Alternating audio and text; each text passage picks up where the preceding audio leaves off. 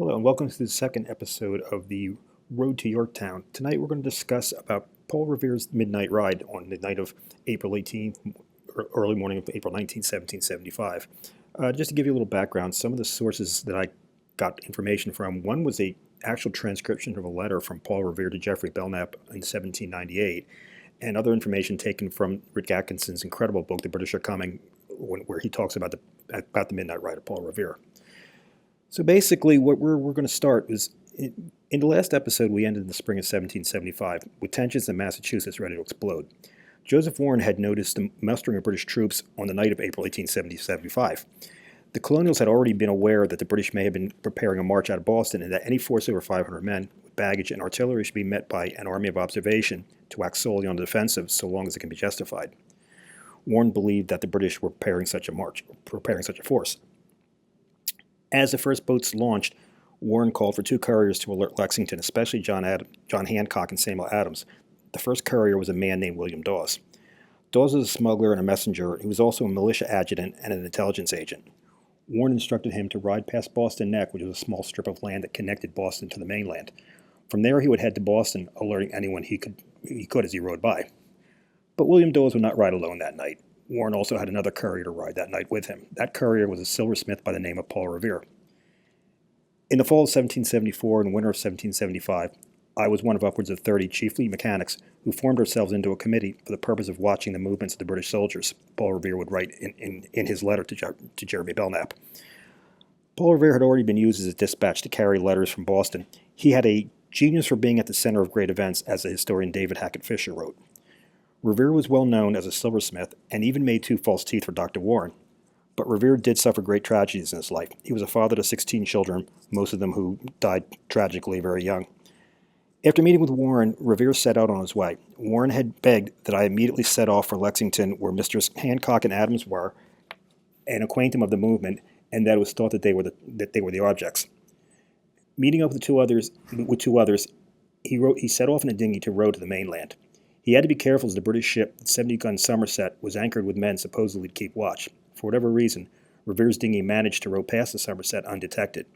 Two friends rowed him across Charles River, a little to the eastward where the Somerset man-of-war lay. Meanwhile, at Christ Church in Boston, Revere had a friend climb to a window in the steeple's north face. I agreed with the Colonel Conant and some other gentlemen that if the British went out by water, we should show two lanterns in the North Church steeple, and if by land, one as a signal. As a result, rebel leaders on the mainland now knew that the British Army was on the move, traveling via Boston Back Bay rather than by land. It added a lot of drama and interest to the story, but it was unnecessary, as both Revere and Dawes would manage to slip past the British sentries and patrols that night. Okay, once they get on land, Revere got a horse from Colonel Conant and others, and they said they had seen our signals. They rode off across Charlestown Neck. After a 2-hour ride, Revere arrives in Lexington. Both horse and rider are very tired, but still, unfortunately, there was work that still needed to be done. He was fortunate to have been able to elude two mounted British sentries. After I passed Charlestown Neck and got nearly opposite where Mark was hung in chains, I saw two men on horseback under a tree. Revere knew they had seen him and now had to quicken his pace. One tried to get ahead of me and the other to take me.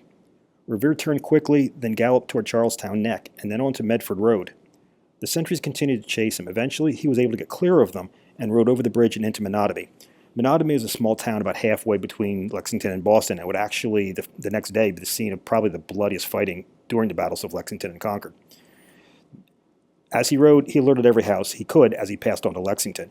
He arrived at Lexington, and seeing Hancock and Adams, he told them my errand and inquired for Mr. Dawes. They said he had not been there. Finally, one thing I want to add is I'm kind of a stickler for details. It's just one thing about me when I do research or anything. And there's one thing I want to point out. History always talks of Paul Revere shouting, two arms, the British are coming," or two arms, the Redcoats are coming. When in all likely, it was a little bit different. Witnesses reported that what Paul Revere was shouting was, "The regulars are coming out." I think this is just an interesting little tidbit. It might have been kind of unbelievable he would have said the British are coming, as even though, as I said in previous lecture, we had developed an American identity, a lot of the colonials still considered themselves British, so it would seem almost redundant to say the British are coming. Okay, as we move along, Revere also gives Hancock and Adams a message that hundreds of British regulars were coming out, with Lexington as the likely target. Hancock and Adams were targets as well and would have to move quickly. After about 30 minutes, Dawes arrived, carrying the same warning. The two riders, Revere and Dawes, set out again, this time heading for Concord. The bell in Lexington Tower begins to ring, and more messengers would ride out to spread the word. As the word got out, men who prepared for this moment, grabbed their muskets and headed off toward the British. The British regulars would arrive at Lexington to find a rebel militia armed and ready for them. Revere and Dawes would arrive at Concord, where Revere encountered 6 officers who ordered me to dismount. The officer in charge examined him and asked where he came from and what his name was. He answered that I told him it was Revere, and he asked if it was Paul. He then demanded to know what time he had left Boston. He was then threatened by Major Mitchell of the 5th Regiment, who clapped a pistol to my head and was going to ask me some questions, and if I did not give him true answers, he would blow my brains out. Afterwards, they took Revere's horse and rode off. Revere would make it back to Lexington, presumably on foot, where he would encounter Hancock and Adams again, describing his treatment at the hands of the British. After talking to Revere, Hancock and Adams headed toward Woburn. By this time, the British were approaching and soon appeared on both sides of the meeting house at Lexington. Things were about ready to explode in Lexington. And with that, concludes this episode. In our next episode, we will talk about the battles of Lexington and Concord. We will see you then.